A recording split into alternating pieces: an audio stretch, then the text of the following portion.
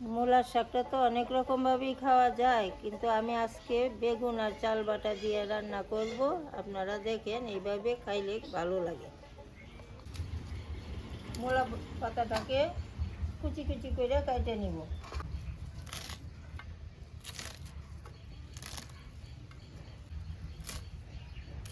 কাটা হয়ে গেছে, বেগুনটাকে টুকরো টুকরো করে কেটে নিব।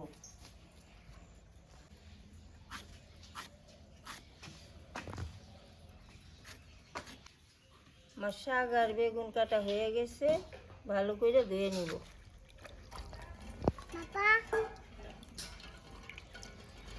বলুন রান্না।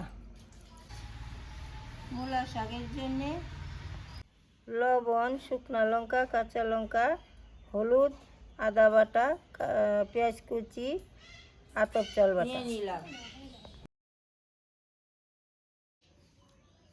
কড়াই গরম হয়ে গেছে, কড়াইতে অল্প তেল দিয়ে শাকটাকে সিদ্ধ করে ভাজিয়ে নিব।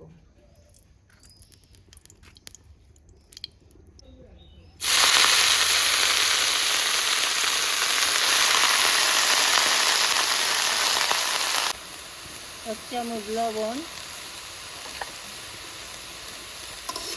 দিয়ে শাকটাকে ভাজিয়ে নেব।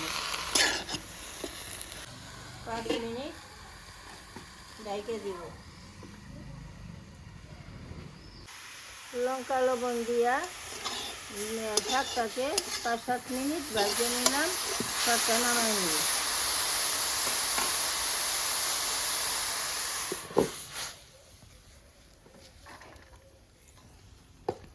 শাক ভাজা হয়ে গেছে, কড়াইটা ধুয়ে বসাই নিলাম। এটা গরম হয়ে গেছে, ফোড়নের জন্য শুকনো লঙ্কাটা লাল করে ভাজিয়ে নেব। শুকনো লঙ্কাটা লাল হয়ে গেছে, পেঁয়াজ কুচিটা দিয়ে দিব।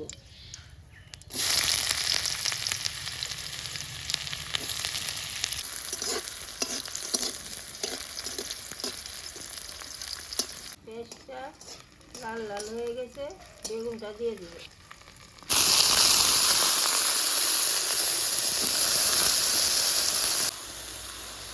পরিমাণ মতো লবণ, হলুদ পরিমাণ মতো, হলুদ লবণ দিয়ে 5 মিনিটের মতো ঢাকা দিয়ে দিলাম।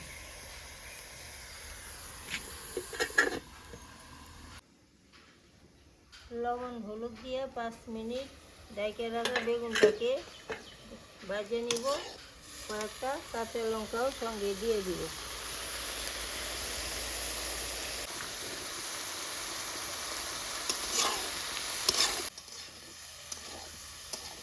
বেগুনটা আমার ভাজা হয়ে গেছে, ভাজা রাখা শাকটাকে দিয়ে দিব।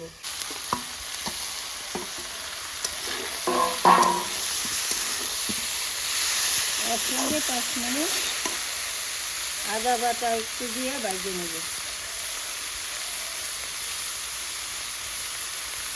আদা বাটাটা দিয়ে দিলাম। বেগুন আর শাকটা 5 মিনিট ভাজা হয়ে গেছে, বাইটা রাখা আতপ চালটাকেও দিয়ে দিব।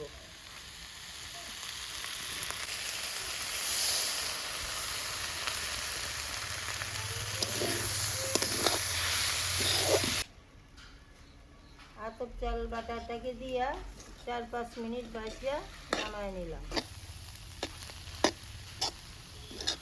শাকটা একটু মাখা মাখা হয়ে গেছে, এই সময়টাই নামায় নিব।